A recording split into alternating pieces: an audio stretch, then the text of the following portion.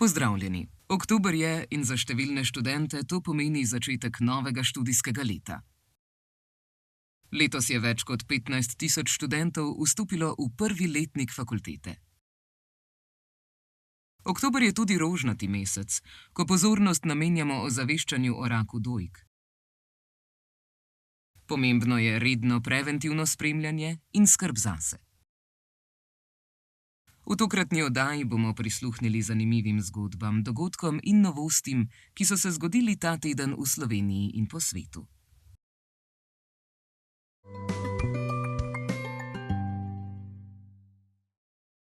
V soboto 27. septembra 2025 je potekal prvi test sistema SeaAlarm, ki obvešča ljudi prek mobilnih telefonov v primeru nesreč.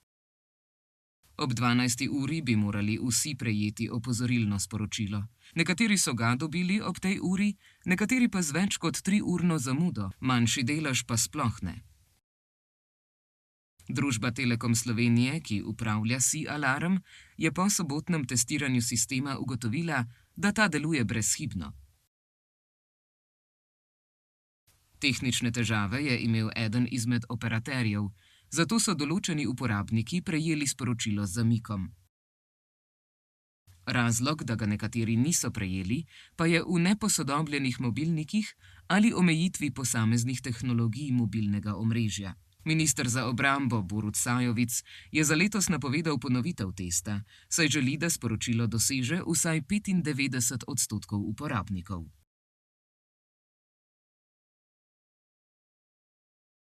Pobudniki referenduma proti zakonu o pomoči pri končanju življenja neozdravljivo bolnim osebam so zbrali več kot 43.000 podpisov, potrebnih za razpis referenduma.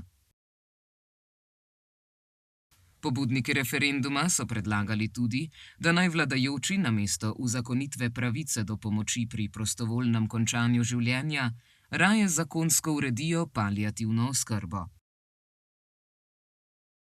Prihodnji teden se bo začelo zbiranje podpisov za referendum o pokojninski reformi, ki predvideva zvišanje pokojninske starosti. Zato je potrebnih vsaj 40.000 podpisov, kar je pogoj, da se referendum razpiše. Pobudniki menijo, da reforma ni v interesu upokojencev. Policisti so ta teden opravili hišno preiskavo pri nekdanjem notranjem ministru Alešu Hojsu. Preiskovalci ga sumijo sodelovanja s kavaškim klanom. Hojs pa pravi, da ne ve, na podlagi katerih informacij ga obtožujejo, in meni, da je preiskava politično motivirana. Opozicija temu pritrjuje, koalicija pa pričakuje korektno delo organov pregona. Na festivalu za tretje življenjsko obdobje F3ŽO, ki se je zaključil včeraj, je Zveza društev gluhih in naglušnih Slovenije predstavila delo in osveščala o gluhoti in naglušnosti, ki je še posebej pogosta med starejšimi. Festival F3ŽO, ki letos praznuje 25 let, je nastal na pobudo Vlade Republike Slovenije ob Mednarodnem letu starejših. V 3 dneh festivala je sodelovalo 3.000 ljudi, obiskovalcev pa je bilo več kot 17.000. Nacionalni svet invalidskih organizacij Slovenije v sodelovanju s partnerji že skoraj 2 leti uspešno izvaja evropski projekt Vseslovenska akcija ozaveščanja o socialnem vključevanju invalidov, ki je Sloveniji prinesel prepoznavnost doma in v tujini. Projekt, ki se je začel januarja 2024, je razdeljen na 2 sklopa. Razvoj evropske kartice ugodnosti za invalide in ozaveščanje družbe o enakovrednem vključevanju invalidov v vsakdanje življenje. Premier Robert Golob je dejal, da je vladi lani oktobra uspelo urediti financiranje Nacionalnega sveta invalidskih organizacij Slovenije in premakniti naprej nekatere druge stvari.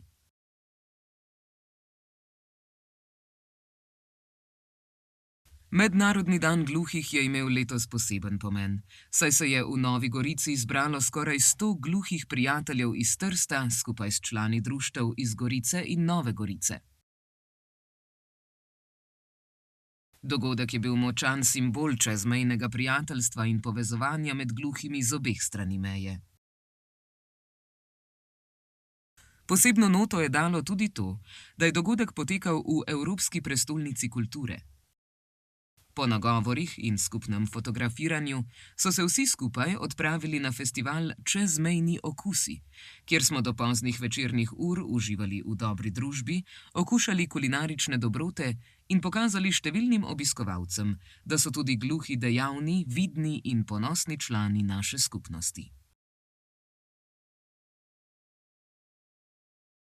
V Antonovem domu v Ljubljani so praznovali 10. obletnico odbora In planinc, ki združuje invalide in osebe s posebnimi potrebami pri planinstvu. Dogodka se je udeležil predsednik ZDGNS Gorazd Orešnik. Predstavili so dosežke desetletja, izpostavili prostovoljce, podpornike in projekte, ki omogočajo dostop do gora vsem invalidom.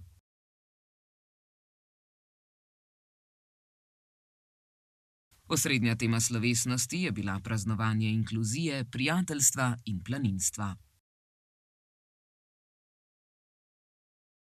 Danes dopoldan je bilo drugo srečanje ob kavi gluhih in naglušnih s predsednikom ZDGNS Gorazdom Orešnikom.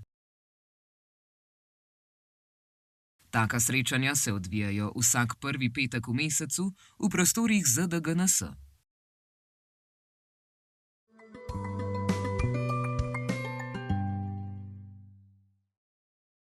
V Münchnu v Nemčiji je prišlo do eksplozije v stanovanjski hiši, ki je povzročila požar.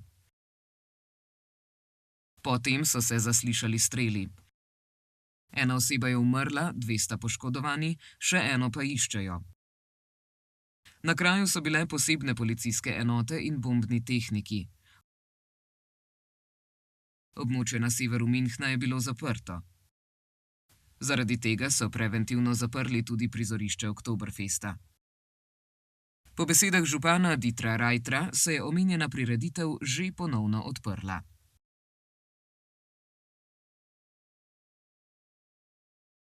Ruski predsednik Vladimir Putin je na forumu v Sočiju opozoril na naraščajočo militarizacijo Evrope.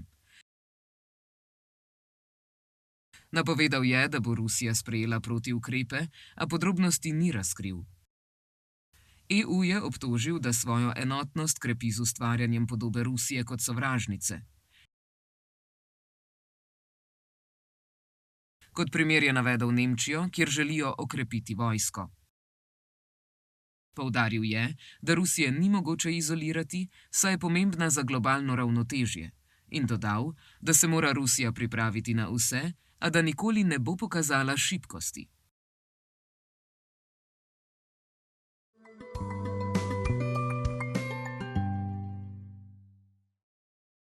Tadej Pogačar je v Kigaliju v Ruandi drugič zaporedoma postal svetovni prvak v cestnem kolesarstvu.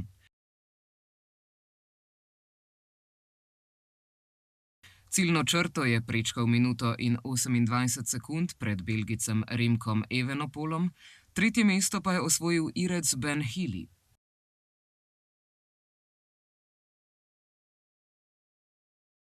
Prehitel jih je 104 kilometre pred ciljem in samostojno nadaljeval do zmage. S tem je postal 8. kolesar, ki je ubranil naslov svetovnega prvaka, Sloveniji pa priboril že 5. člansko kolajno na svetovnih prvenstvih.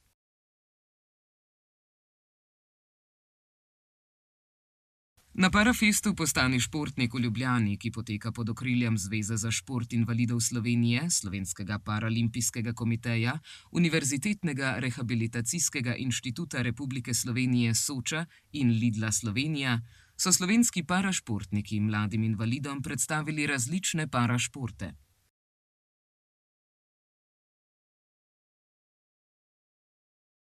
Z dogodkom organizatorji že 5. leto zapored spodbujajo otroke s telesnimi oviranostmi k gibanju in ukvarjanju s športom. Obenem pa krepijo prepoznavnost parašporta tudi širše.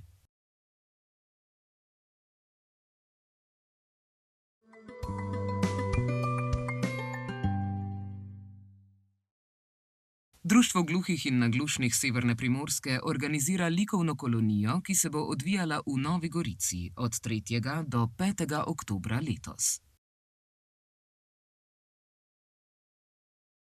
V budimpeškem kinu Toldi so se včeraj začeli 9. dnevi slovenskega filma, ki bodo trajali 3 dni.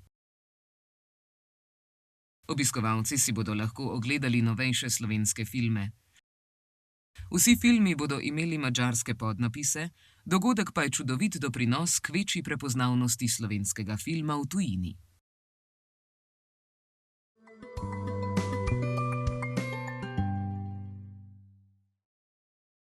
Jutri bo pretežno jasno, sredi dneva in popoldneva bo oblačnost naraščala, pihal bo jugozahodni veter.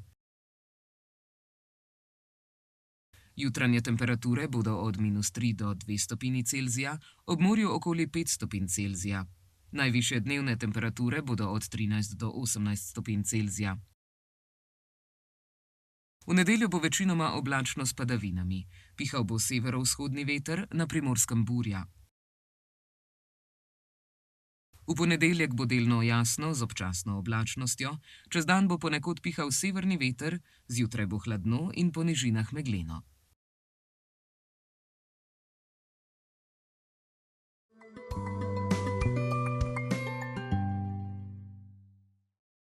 Tokratna kretnja tedna je referendum. Kreta se takole. Referendum je način, kako državljani neposredno lahko odločajo o pomembnih zakonih ali odločitvah. Ljudje oddajo svoj glas za ali proti določeni pobudi oziroma zakonu in večinski rezultat določi, ali bo zakon oziroma sprememba sprejeta.